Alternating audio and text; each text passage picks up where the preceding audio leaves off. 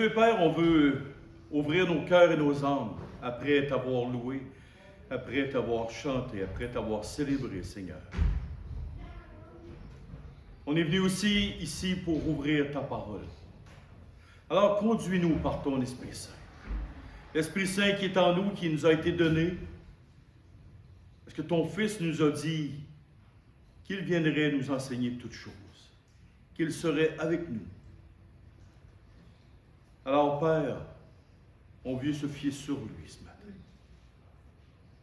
On veut se fier aussi sur ton Fils, le Seigneur Jésus, sur sa parole, sur ses mots, et sur toi, ô Père. Alors, dirige toutes choses, ouvre nos cœurs et nos âmes ce matin. Et c'est au nom de ton Fils, le Seigneur Jésus, qu'on prie. Amen. Souvent, par les semaines passées, les mois passés, j'ai fait beaucoup de prédications qui étaient axées sur la vie pratique pour les croyants. Mais le Seigneur m'a convaincu qu'il nous manquait un peu de solidité dans l'enseignement doctrinal. Et ce matin, on va avoir un point de doctrine, mais un point de doctrine essentiel. Mais en même temps, ça va être très pratico-pratique. Parce que souvent, et pas souvent, tout le temps, les gens se convertissent au Seigneur Jésus, on leur donne une Bible, on leur dit, ça c'est la parole de Dieu, et crois ça. Est-ce que les musulmans font la même chose avec le Coran? Oui. Ils viennent dans une famille musulmane, on dit, ça c'est la parole de Dieu. D'autres mondes viennent au monde dans des sectes, et on leur dit, la tour de garde, le réveillez-vous, comment raisonner à partir des Écritures, ça c'est la vérité de Dieu. Alors, comment dire que la Bible est la parole de Dieu et avoir un appui solide?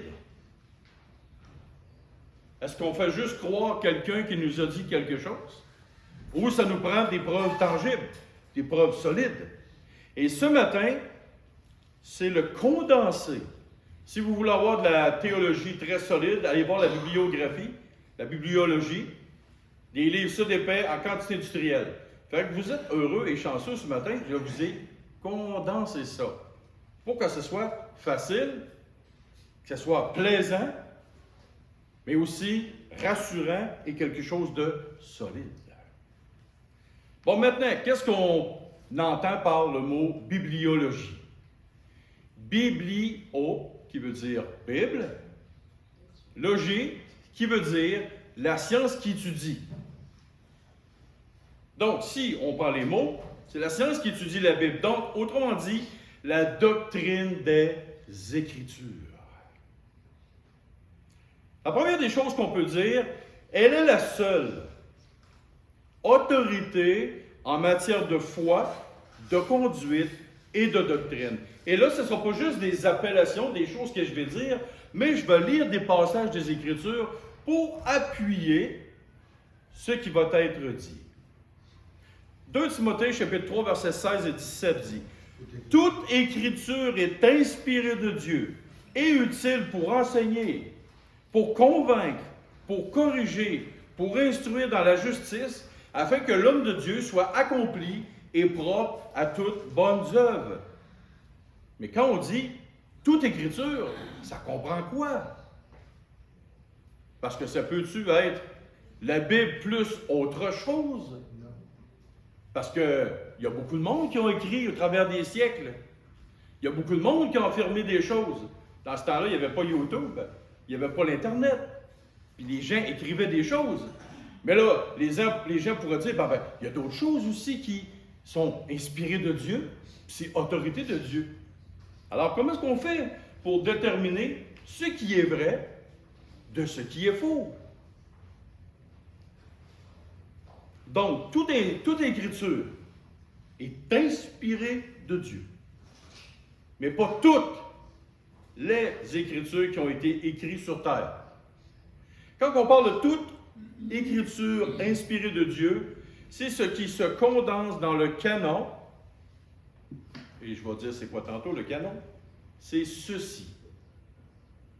la Bible? 77 livres ou 66? On va en parler tantôt aussi. En matière de foi, de conduite, de conviction, tout doit être appuyé sur cette seule et unique autorité pour nous. Est-ce que souvent dans la vie, les gens, vos parents ou peut-être des amis vous ont dit « Dieu dit que », mais ils ne vous l'ont jamais montré dans la Bible. Moi, j'affirme haut et fort que nous pouvons passer avec notre voiture sur une lumière rouge. La nuit, c'est pas grave, il n'y a personne. Qu'est-ce qui fait autorité? Le policier m'arrête et il me dit « Oh, il est 3 heures du matin. Mais c'est pas grave, il n'y avait personne. Ouais, puis moi, je t'ai pris. J'étais là. Moi, j'étais une personne. Tu as passé sur la rouge. Voyez-vous? Dans la rue, dans le chemin, avec notre voiture, il y a une autorité, c'est le texte de loi. Donc, nous, dans notre vie, il y a une autorité qui fait force, qui fait puissance, c'est la parole de Dieu. Ni à gauche, ni à droite, mais dedans la parole de Dieu. Il y a un autre texte, même 2 autres textes, dans Ésaïe 55, 11. Ainsi en est-il de ma parole qui sort de ma bouche. Elle ne retourne pas à moi sans effet, sans avoir exécuté ma volonté et accompli mes desseins.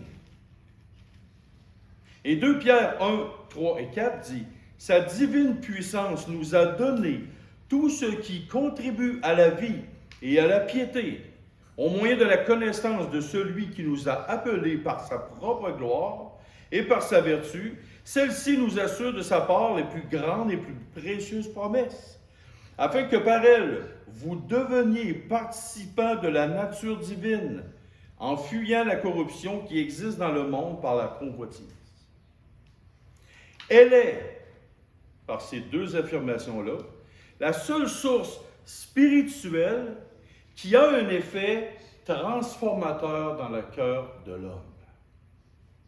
D'où là la première puissance de la Bible. Aucun écrit humain a un effet transformateur comme la parole de Dieu. Quel prisonnier en prison a été une vie transformée avec un roman d'Agatha Christie? Avez-vous déjà vu un prisonnier qui a tué du monde, qui a fait des choses graves, et là il prend un roman et il dit « Wow, ma vie est complètement transformée. » Premièrement, il ne lira pas. Mais les hommes les plus durs, les plus endurcis. Ici au Canada, il y avait un homme que le système carcéral n'avait jamais venu à bout. Un criminel endurci. Aujourd'hui, transformé, pasteur, c'est un dénommé Aspic. Il n'y avait rien à faire, il était capitonné dans une cellule, tout seul. Il y avait une Bible, il l'a lu, il s'est converti. Quel autre livre peut faire une chose pareille? Et combien de monde, à travers le monde, se sont convertis avec les Écritures? Moi-même, le premier, quand j'étais jeune, Dieu m'a parlé. J'avais 11 ans, j'ai voulu faire rire mes camarades de classe. J'ai ouvert une Bible, parce qu'on avait un cours dans ce temps-là d'enseignement religieux. Je lui ai dit, mes frères, je voulais imiter un curé. J'ai dit, mes frères, puis là, quand je suis venu pour lire dans la parole de Dieu, ça fait, ne ris jamais de ce livre-là, c'est la parole de Dieu, c'est le livre le plus important de toute ta vie. J'ai fermé ça, puis ça m'est resté. Trouver un livre qui peut faire ça sur terre, impossible. Ainsi en est-il de ma parole qui sort de ma bouche. Elle ne retourne pas à moi sans effet, sans avoir exécuté ma volonté et accompli mes desseins. Elle est une puissance, la seule et unique puissance, le seul et unique source spirituelle qui a un effet transformateur sur le cœur des gens. Elle est inhérente. Hey, qu'est-ce que c'est que ça?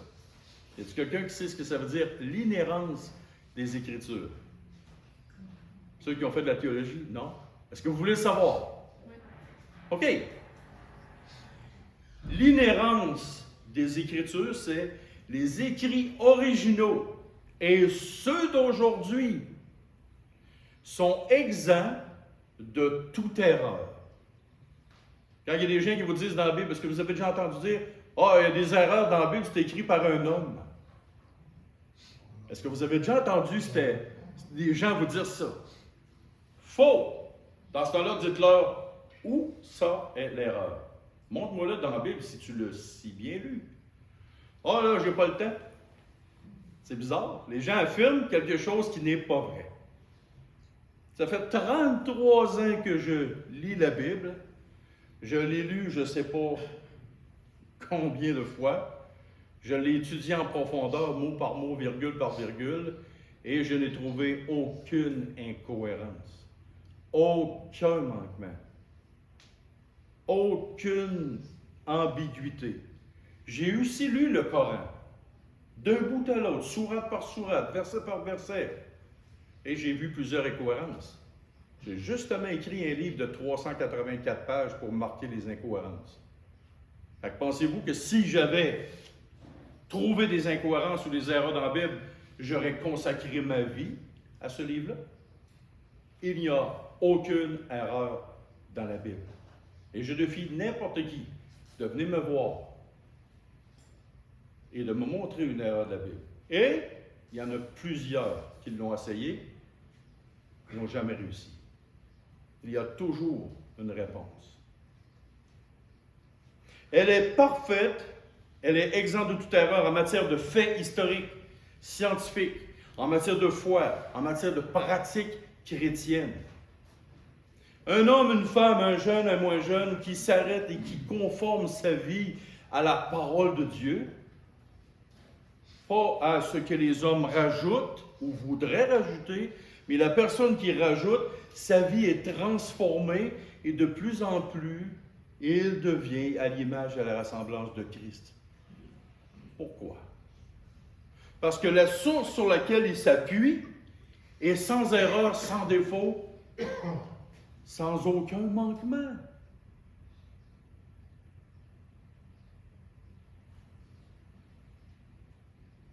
Savez-vous pourquoi il n'y a pas d'erreur dans la Bible?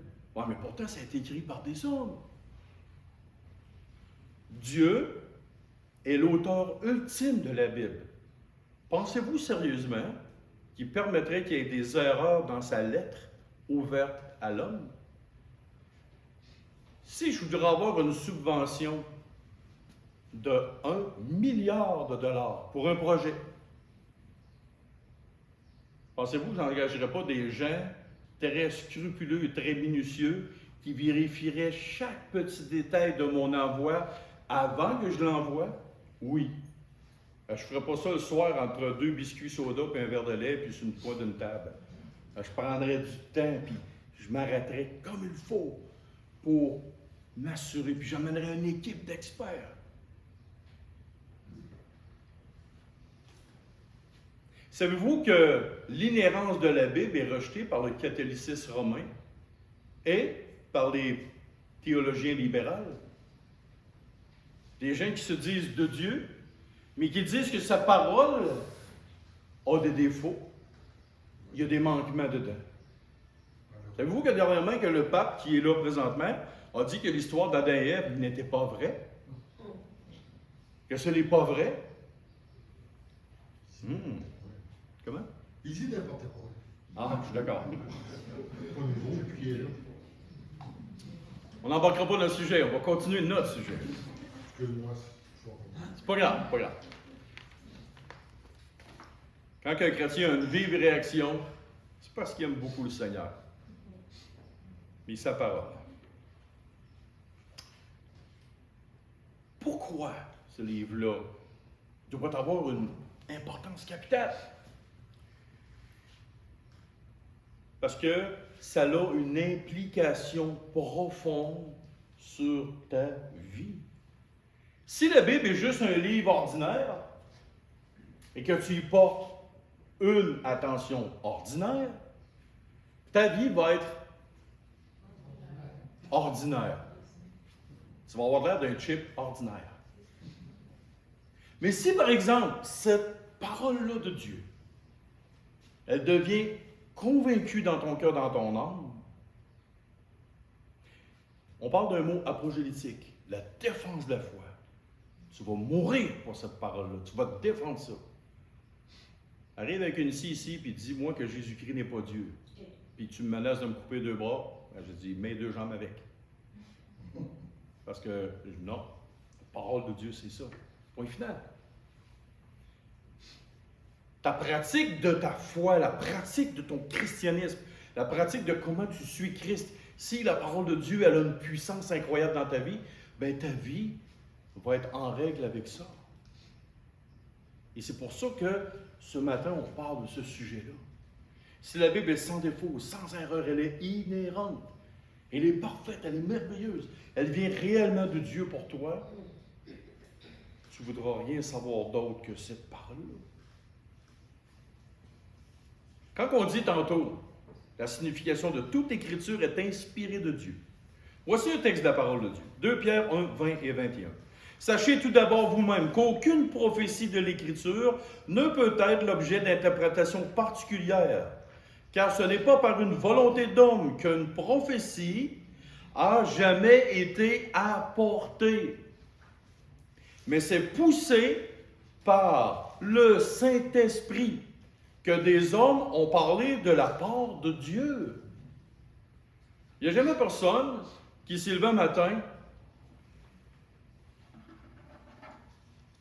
tout seul de son propre chef avec son propre petit coco. Savez-vous pourquoi que ça ne fait pas de sens? Trouvez-moi quelqu'un sur la terre qui écrit quelque chose toute sa vie, puis que ça a du sens, puis que ça a de cohérence. Il n'y a jamais de critique ce qu'il écrit. Tu écris quelque chose, puis là tu te relis quelques années plus tard, tu te dis « Ouais, j'étais pas trop brillant en 92. Je manquais d'expérience. » Ça vous est arrivé d'écrire quelque chose, puis de revoir, puis quand vous aviez bien de l'expérience, tu regardes ça, tu te dis « Ouais, je pense que le monde n'a pas vu ça. Ça fait pitié mon affaire. » Bien, c'est ça l'être humain. Même l'être humain, honnête avec lui-même, se rend compte qu'il manque son coup à plusieurs reprises. Mais comment ça que la Bible, elle tient la route pendant 3500 ans? Parce qu'il y a quelque chose au-dessus de la tête des gars, des gens qui ont écrit ça. Ce quelque chose-là, c'est le Saint-Esprit. Toute écriture a été soufflée, a été poussée par le Saint-Esprit, justement pourquoi? Pour pas qu'il y ait d'erreur, pour pas qu'il y ait de manquement. Présentement, je suis en train d'écrire un livre sur ce qui concerne Christ dans l'Ancien Testament. Si un jour vous lisez ça, vous allez vous apercevoir que toutes les prophéties bibliques concernant Christ étaient d'une impeccabilité, d'une perfection totale. Ils sont traités tout en détail. Toutes les préfigurations et les théophanies. Là, je suis rendu dans les grands termes de théologie. Tout ce qui touche Christ dans l'Ancien Testament, et je vous le dis tout de suite, vous allez apprendre énormément si vous achetez le livre. Et là, vous allez vous rendre compte que, oh, attends un petit peu, il y avait quelqu'un qui soufflait une parole aux gens qui écrivaient. Quand on dit inspiré de Dieu, ça vient du mot théo, pneutos. Qu'est-ce que c'est ça? Théo veut dire Dieu, pneu, c'est quoi un pneu? C'est qu'il y a dans un pneu. Qu'est-ce qu'il y a dans un pneu? Mais non, c'est du caoutchouc. À l'intérieur où le pneu est, il y a de l'air, mais dans le pneu, il y a du caoutchouc. Ça, c'est une petite blague. Mais à l'intérieur du pneu, il y a de l'air. C'est pour ça qu'on a appelé ça un pneu. Pneu, ça veut dire souffler. Pas pour rien. Un gars, le matin, il ne s'est pas levé. Il dit, bon, on va appeler ça un pneu. Non, il s'est mis dans la racine grecque. Et là, il dit, dans le texte, c'est théopneutos. Et là, écoutez bien la phrase que je vais dire. Les Écritures sont le résultat de l'activité de Dieu, le Saint-Esprit, qui souffle ses paroles à travers des auteurs humains. Et là, il y a 3 théories dans ce merveilleux monde-là. La première, à laquelle j'adhère et preuve à l'appui, c'est que Dieu disait, exemple que moi je suis un prophète de l'Ancien Testament, puis là Dieu me communique de vive voix, face à face, ce que je dois écrire au fur et à mesure. La deuxième théorie, à laquelle je n'adhère pas du tout, c'est que Dieu, de temps en temps, donnait des révélations, puis le reste, c'était selon les circonstances que la personne écrivait ça, selon ce que lui vivait. La troisième, c'est des écrits purement humains qui sont sortis de l'imaginaire d'une personne. Les théologiens libéraux pensent ceci. Et je n'adhère pas à ça, pas du tout. Et voici comment est-ce que la parole de Dieu fonctionne.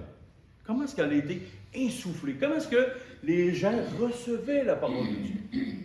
On a un exemple dans Zacharie, chapitre 7, verset 12, qui dit « Ils rendirent leur cœur dur comme le diamant, pour ne pas écouter la loi et les paroles que l'Éternel des armées leur adressait par son esprit, par les premiers prophètes, ainsi l'Éternel des armées s'enflamma d'une grande colère. Ils rendirent leur cœur dur comme le diamant, pour ne pas écouter la loi et les paroles que l'Éternel des armées leur adressait par son esprit, par les premiers prophètes. » Donc, c'est l'Esprit Saint, par les prophètes, qui s'adressait, qui communiquait la parole de Dieu. Zacharie, chapitre 7, verset 12. La Bible, oui, a été écrite par des hommes. Ça n'a pas été écrit par des extraterrestres, ni par des poissons dans le fleuve. Ça a été écrit par des humains, comme vous et moi. Mais composé sous la direction divine. Et là, on est rendu à la doctrine de la dictée. Comment est-ce que ça se passait? Comment ça se disait? Exode, chapitre 34, versets 28, 27 et 28. L'Éternel dit à Moïse, « Écris ce qu'il te tente, ce que tu vois, à peu près comme ça. » Non, pas du tout. Voici ce que le texte dit. Exode 34, 27 à 28. L'Éternel dit à Moïse, « Écris ces paroles, car c'est conformément à ces paroles que je traite alliance avec toi et avec Israël. » Moïse fut là avec l'Éternel 40 jours et 40 nuits, et il ne mangea point de pain, et il ne but point d'eau. Et l'Éternel écrivit sur les tables les paroles de l'alliance, les 10 paroles. Je vous pose la question. À midi, vous avez faim, hein? Puis tantôt, vous allez souper aussi. Puis demain matin, vous levez, vous allez manger. Qu'est-ce qui est dit dans le texte? Moïse, 40 jours, pas de nourriture, rien. Il a dit, écris. Vous voyez que c'est surnaturel ce qui s'est passé là. Moïse, il n'est pas venu faire son chiffre, il a commencé à 8 h le matin, il est descendu en bas de la montagne, il est remonté. À 4 h, il a fini, il a punché. Puis il a dit à Dieu, hey, samedi, dimanche, je m'en vais avec ma femme et mes enfants au camping. Il n'a pas dit ça. La parole de Dieu dans l'Ancien Testament, le Pentateuque, est surnaturelle. Ça a été écrit de façon surnaturelle. 40 jours, 40 nuits, Moïse écrivait les 5 livres, la loi de Dieu, les préceptes de Dieu. Puis en même temps, Dieu aussi a écrit. Qui a écrit les 10 commandements? C'est Dieu. Dieu ou Moïse? Qui a écrit les 10 commandements? C'est Dieu. C'est Dieu. Parce que c'est marqué, il écrit avec son doigt. Dans la pierre. De pierre.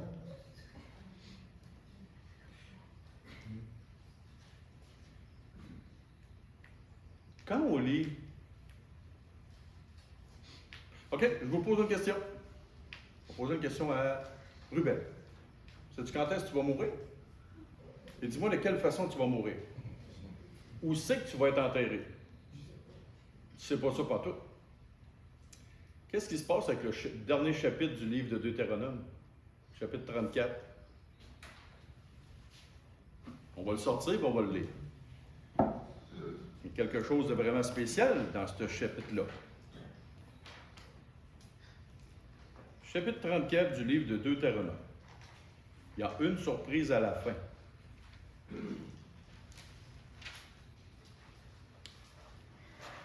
Mort de Moïse. Moïse monta des plaines de Moab sur le mont Nebo, au sommet de Pisga, vis-à-vis de Jéricho. Et l'Éternel lui fit voir tout le pays, Galaad jusqu'à Dan, tout, puis là, il continue. Verset 4, l'Éternel lui dit, c'est là le pays que j'ai juré donner à Abraham, Isaac et Jacob en disant, je te le donnerai à ta postérité. Je te ferai voir de tes yeux, mais tu n'y entreras point. Moïse, serviteur de l'Éternel, mourut là, dans le pays de Moab, selon l'ordre de l'Éternel. OK, qui a écrit ce bout-là? Qui a écrit ce texte-là? Le dernier. Qui a écrit les 5 livres du début de la Bible? C'est Moïse. Moïse.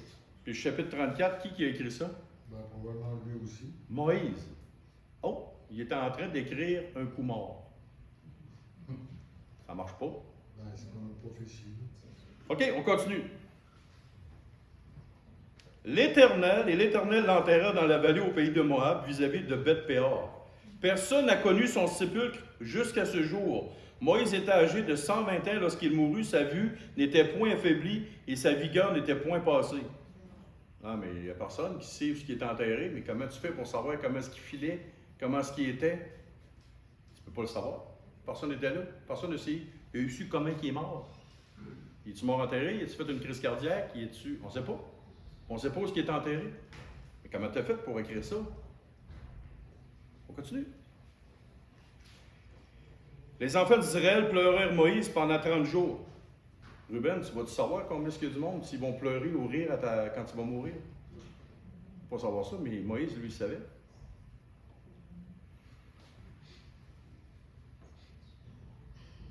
Josué, fils de Nun, était rempli de l'esprit de sagesse, car Moïse avait posé ses mains sur lui. Les enfants d'Israël lui obéirent et se conformèrent aux ordres que l'Éternel avait donnés à Moïse. Sais-tu si le monde va faire correct après ta mort? Tu ne sais pas. Il n'apparut en Israël de prophète semblable à Moïse que l'Éternel... Hey, t'as peu. Y a-tu quelqu'un qui va être aussi beau et intelligent que toi après ta mort? Aussi semblable que toi, non? Voyez-vous? Comment tu peux tout savoir ça sans que ce soit Dieu qui te dit exactement ce qui va arriver? T'es mort. Tu ne peux pas le savoir. Il faut que ce soit Dieu qui te dit, écris ça. Écris, marque-le. Mais imaginez-vous le cœur de Moïse. Il est en train d'écrire ça, puis là, ben, le dernier chapitre, il est en train d'écrire comment est-ce qu'il va mourir. Où est-ce qu'il va mourir, puis comment ça va aller, puis comment ça va être. Ça, c'est une preuve indéniable, et il y en a plein d'autres preuves dans la Bible, que Dieu dicte, et dictait la parole au prophète, comme une dictée. Et voici, dans Jérémie 30, versets 1 et 2, la parole fut adressée à Jérémie de la part de l'Éternel en ces mots. Ainsi parle l'Éternel, le Dieu d'Israël, écris dans un livre toutes les paroles que je t'ai dites. Le livre de Jérémie au complet, c'est comme ça que ça fonctionnait. Dieu disait au fur et à mesure ce que l'homme écrivait. Écrit les paroles. Dans l'Apocalypse, révélation de Jésus-Christ, il parle encore. Verset Apocalypse, chapitre 2, versets 1 et 2. Écrit à l'ange de l'église d'Éphèse. Jésus disait, écris ce que tu vois. Écris ce que je vais te dire. Et là, il dictait les paroles.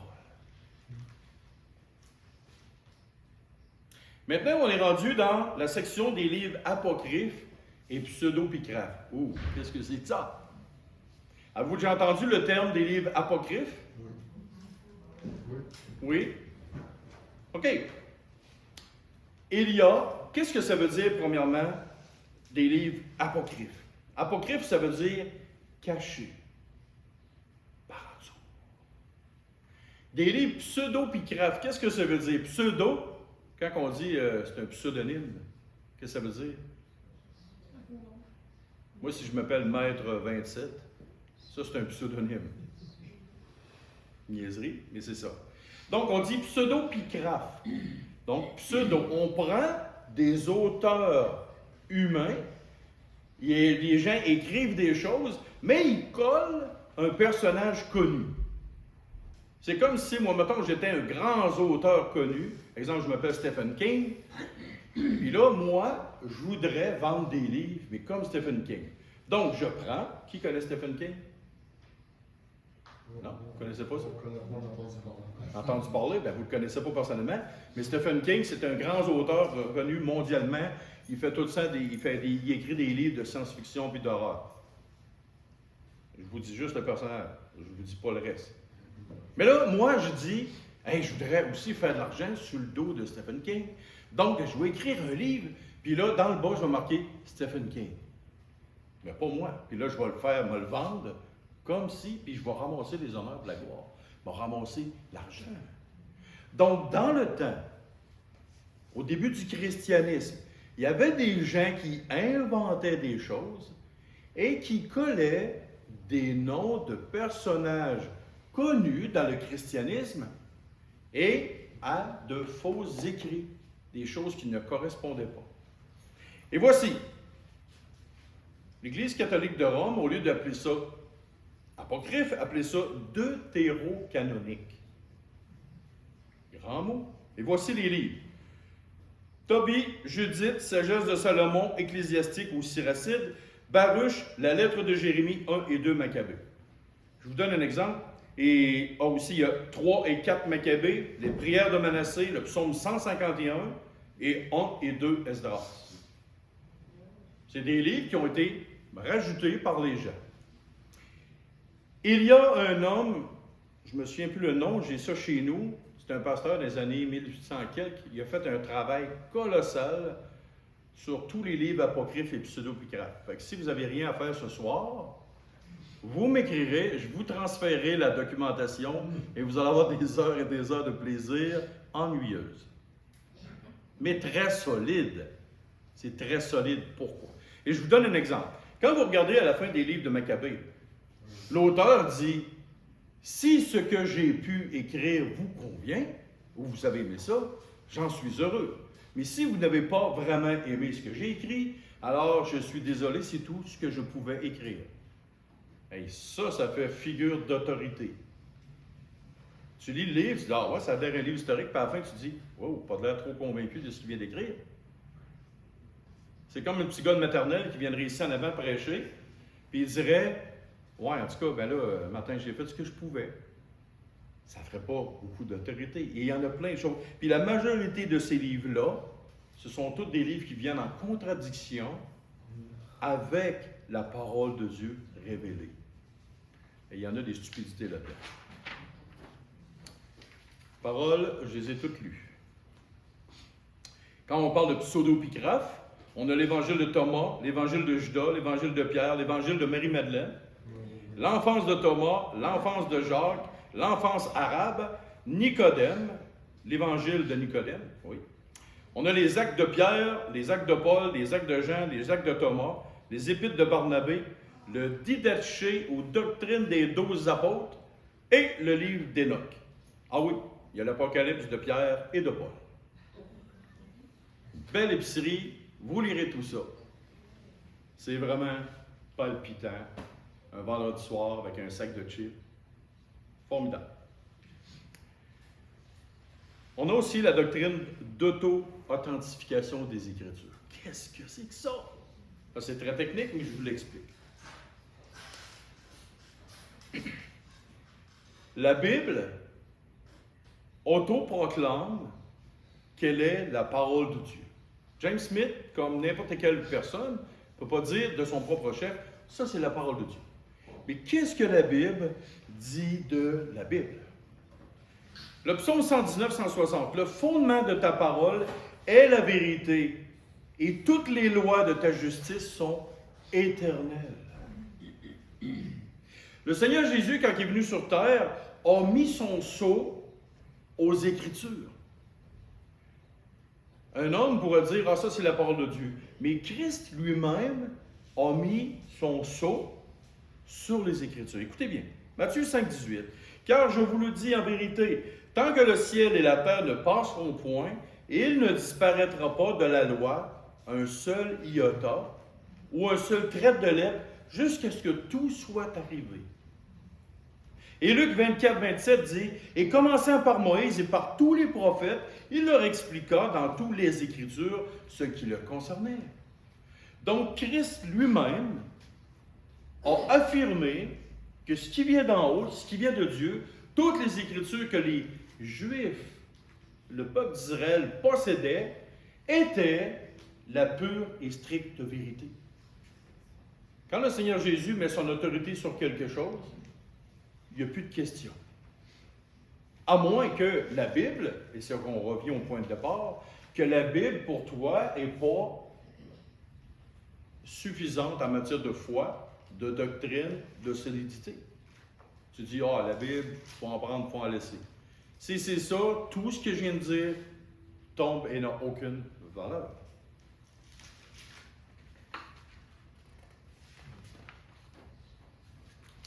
Les évangiles, qui peut mettre un poids là-dessus?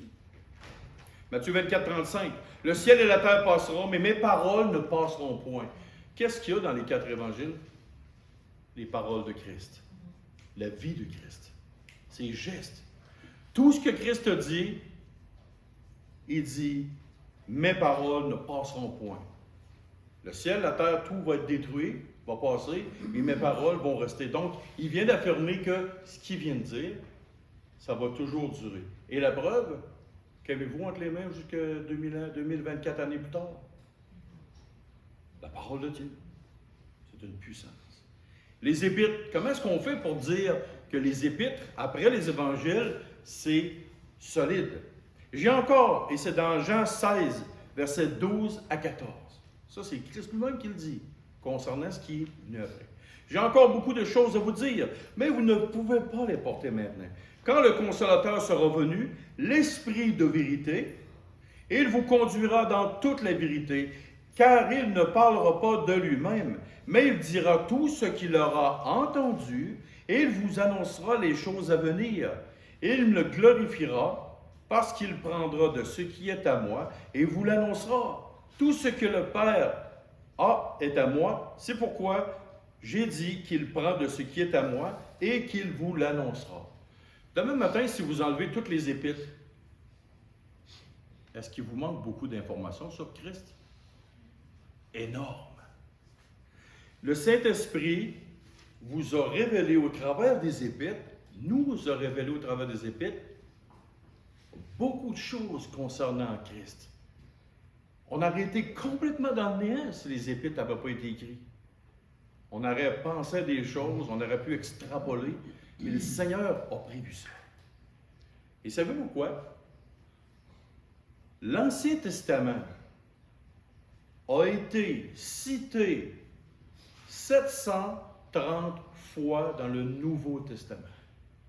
Donc, l'Esprit Saint, au travers des apôtres insufflés, ont affirmé les Écritures au complet dans le Nouveau Testament. 730 fois. Et si on parle à des allusions, des références, c'est plus de 1000 fois.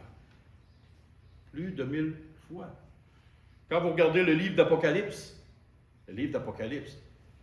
tous les images, si tu ne connais pas bien l'Ancien Testament, tu vas arriver pour lire l'Apocalypse, tu vas être complètement mêlé. Il faut que tu connaisses beaucoup l'Ancien Testament pour comprendre conformément l'Apocalypse. C'est comme la cerise sur le Sunday. Maintenant, est-ce qu'on peut prétendre aujourd'hui que la Bible a été préservée aujourd'hui, exempt de toute erreur? Ah, mais James, ça me semble que, tu sais, je vais juste à l'épicerie, puis ma femme m'envoie, puis je fais une erreur quand je reviens avec la commande. Ça vous est-tu arrivé, ça? Envoyer ton mari faire l'épicerie, et pourtant c'était marqué. Oups, il a manqué quelque chose. Il n'a pas ramené du fromage. Non, tu n'as pas ramené le fromage. Ah, excuse-moi. Ça m'arrive des fois, Suzy m'a envoyé un texto, puis là, je m'en vais à l'épicerie. Ah, je pensais pas, c'était pas ça. Bon, mais les raisins, ils n'étaient pas à bonne date. C'est demain qu'ils sont en spécial. Là, j'emmène des raisins à 128$ la livre. Là, je me trompe. Hey, des petits détails, j'avais pas vu ça. Mais comment est-ce que on peut dire aujourd'hui qu'il n'y a pas eu de manquement dans les petits détails de la parole de Dieu? Tu fais juste copier quelque chose à la main, puis il y a des manquements. Ah, j'ai oublié une virgule là. Ah, il y a un petit mot qui est là. Ah, j'avais pas mal lu. Ah, j'ai écrit ça, je pensais que c'était ça. Comment est-ce qu'on fait pour savoir aujourd'hui que la Bible est encore intacte aujourd'hui, parfaitement? Voici quelque chose. Dans le psaume 119, 89, « À toujours, ô Éternel, ta parole subsiste dans les cieux. » Dieu, il y a une copie dans un disque dur au ciel. C'est là, il n'y a pas de passe droite. Psaume 119, 152. « Dès longtemps, je sais par tes préceptes que tu les as établis pour toujours. » Comme Dieu a insufflé de façon absolue et miraculeuse les promis écrits, Dieu, dans son disque dur, en haut, il s'est organisé pour que tout dure jusqu'à temps que le ciel et la terre passent. C'est une préservation. Mais voici le processus, comment Dieu s'est servi. Et là, je vais vous raconter une petite histoire de mon grand-père. Mon grand-père était maître horloger bijoutier. Et c'était un homme, je ne sais pas ce qu'il y avait dans son cerveau, mais c'était quelque chose d'assez spécial. T'en souviens-tu, Suzy, mon grand-père, avec ses petits tiroirs? Robin, tu sais comment ce était ton ancienne chambre? À Lévis? Il y avait un mur complet. Il y avait des tiroirs, ça de large par ça de large, grand. Et le mur était rempli de petits tiroirs tout bruns. Et il y avait plusieurs petits morceaux de carton dans chaque tiroir qui déterminaient chaque chose. Mais, savez-vous quoi? Il n'y avait rien d'inscrit sur les cartons. C'était des séparateurs. Il y avait des milliers de pièces de toutes les montres possibles et impossibles. Et mon grand-père, je ne sais pas ce qu'il y avait dans son cerveau, mais d'après moi, c'est lui qui a inventé la mémoire vive. Il tirait des tiroirs, il allait chercher un sachet d'une telle pièce, puis là, il organisait la montre, puis il la mettait là, puis c'est gros comme ça, puis toutes les pièces, il y avait tout ça ici. Ça, c'est quelque chose que ça me dépasse, là. C'était vraiment hors norme. Dieu a doté des hommes sur terre de des capacités qui sortent de la norme. C'est des dons naturels, mais aussi il a donné des choses à des hommes, vraiment des dons incroyables. Savez-vous ce que c'était un copiste? Savez-vous que les copistes, quand ils écrivaient le nom de Dieu, pas loin de 3000 fois le nom de Dieu est dans l'Ancien Testament, à chaque fois, il arrêtait d'écrire, il se lavait les mains, puis il regardait. Après ça, il écrivait le nom de Dieu. Dans sa vie, il pouvait écrire un texte de l'Ancien Testament, puis un gars rapide, un texte écart. Il prenait, puis là, il était là, puis il transcrivait tranquillement. Et là, quand il avait fait un paragraphe, il le prenait, il donnait la copie, l'autre à côté le vérifiait. Il y avait plein de monde qui vérifiait chaque mot, il comptait le nombre de lettres dans chaque mot, puis si le 10e ou le 20e qui vérifiait, ben là, tout le monde arrivait à la même lettre, et si quelqu'un n'arrivait pas à la même lettre, le même chiffre, le même nombre de lettres, on recommence à compter. Et c'était d'une précision d'un horloger. C'était une précision d'horlogerie. C'était d'une minutie hors norme. Mais il n'y a pas juste ça. Ça, c'était la façon que c'était transcrit. Ils ont trouvé les manuscrits de la Mer Morte, le codex de Léningrad, le codex d'Alep, Papyrus P52, codex Vaticanus, codex Sinaiticus, codex Alexandrinus. Pourquoi je dis tout ça? Qu'est-ce qu'il y avait dans tout ça?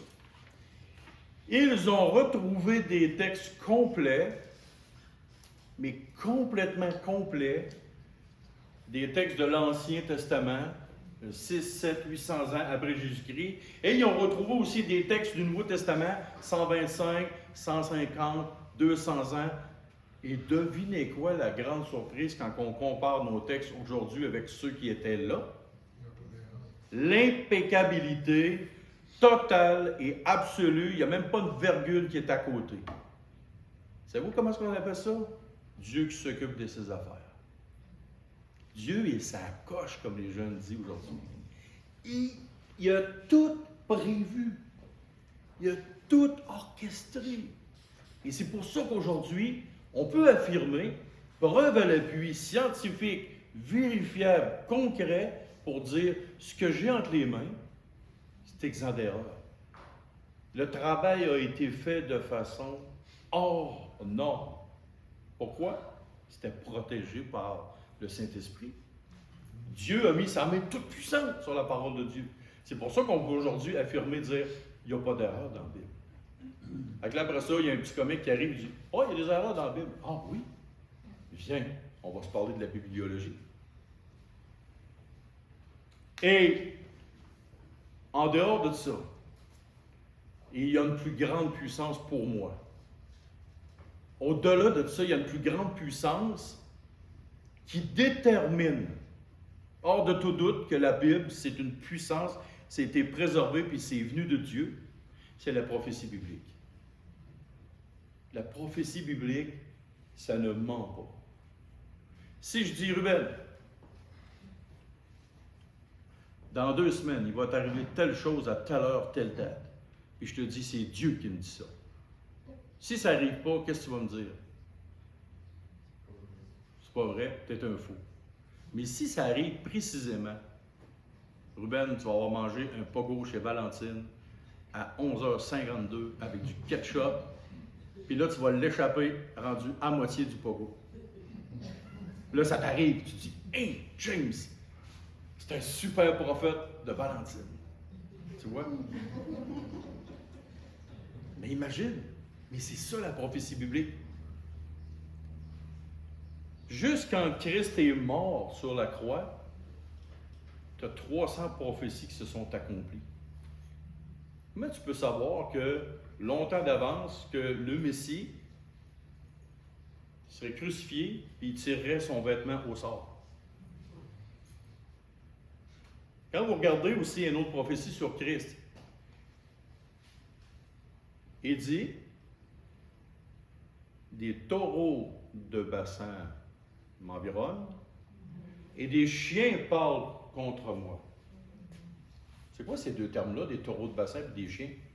Les chiens, dans l'Ancien Testament, c'est considéré comme des impies, des hommes qui sont irreligieux, puis des hommes qui sont loin de Dieu, qui ne sont pas partis du peuple de Dieu. Les taureaux de bassin, c'était une figure de style qui affirmait que un taureau de bassin, c'était des taureaux qui étaient fougueux, des rages, des hypocrites, ça pouvait te tuer d'un coup. Qu'est-ce qu'il y avait à la crucifixion de Christ? Des beaux petits chefs religieux et des Romains. Une image vaut 1000 mots. Voyez-vous, tout était là. Même Judas a été prophétisé 4 fois dans l'Ancien Testament. 4 fois. Fait que voyez-vous, la prophétie biblique, mais comment est-ce qu'une personne qui écrit quelque chose peut savoir? C'est quoi les prochains numéros de la Loto au 649? Bien, une chance sur 500 milliards, statistiquement parlant, que tu saches c'est quoi le numéro de la prochaine Loto. Si ça se pouvait, tout le monde ferait ça. Bon, on serait prêt, on gagnerait une pièce chaque. Bon. Mais c'est impossible. Mais là, tu en as des prophéties, des prophéties, des prophéties qui se sont accomplies de façon véridique. Juste Daniel chapitre 11, chaque verset qui est là, il y a un événement historique relié à ça. C'est d'une force et d'une puissance hors norme.